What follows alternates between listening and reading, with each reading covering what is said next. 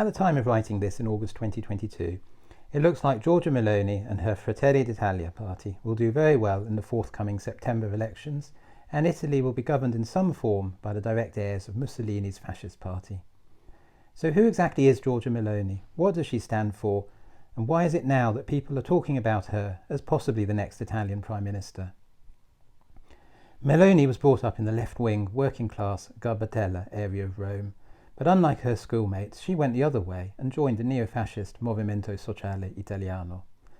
The Movimento Sociale was founded by officials from Mussolini's hardline Social Republic, which was propped up by the Nazis in the last days of the Second World War in northern Italy. Movimento Sociale remained a fringe party, although, in the guise of Alleanza Nazionale, or the National Alliance, found its way into coalition as the junior party to Silvio Berlusconi's Forza Italia. The Fratelli d'Italia was founded in 2012, and although not technically a continuation of the Movimento Sociale, it was undoubtedly inspired by it, and not for nothing does it have the same tricolour fascist flame in its logo. By the way, Fratelli d'Italia are the opening words of the Italian national anthem, although they obviously also carry racial and gender overtones. Giorgia Meloni, who was born in 1977, studied languages and worked as a journalist. She speaks very good English and gives live interviews to US TV. Her views are typical of the far right, and she's against many things, including gay marriage and adoption, immigration, euthanasia, legalization of any form of cannabis, and laws against transphobia. She's also against surrogacy, quickie divorces, easily obtainable abortion, and income support.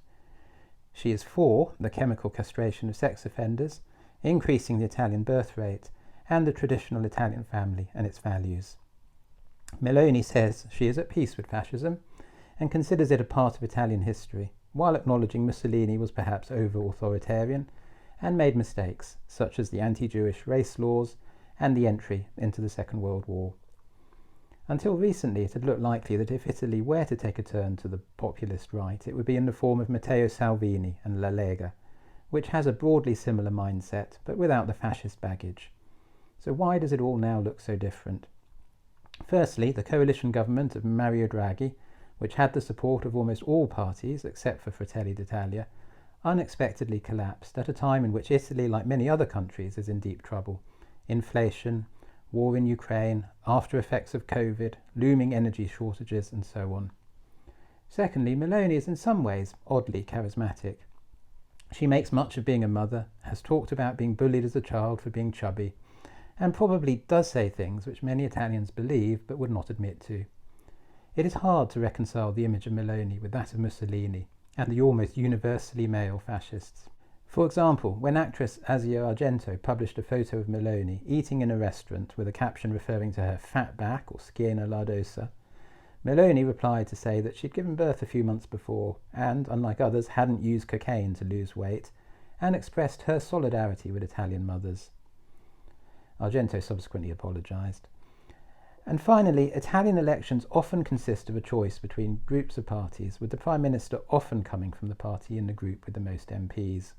With the other parties on the right being La Lega of Matteo Salvini and Forza Italia of the geriatric Silvio Berlusconi, there's every chance that Fratelli d'Italia will get the lion's share of the seats and that Giorgia Meloni will end up leading the coalition. I don't think the rest of the world is ready for a leading European country to be governed by someone who could so easily be described as fascist.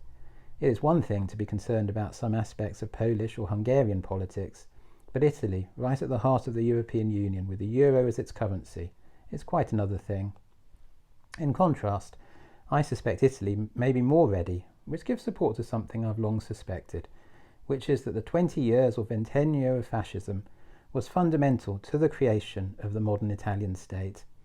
Italy is a young country, only fully united in 1870, and those 20 years straddled the crucial period between the Victorian and the modern worlds. Or to put it another way, those were Italy's teenage years, that period to which it is so easy to regress. Only time will tell whether Giorgia Meloni is the real thing or merely a tribute act. I hope you enjoyed this rather disconcerting video about Italy. If you would like to see more videos about all things Italian, please do feel free to subscribe and do things which the YouTube algorithm will like, such as giving it a thumbs up.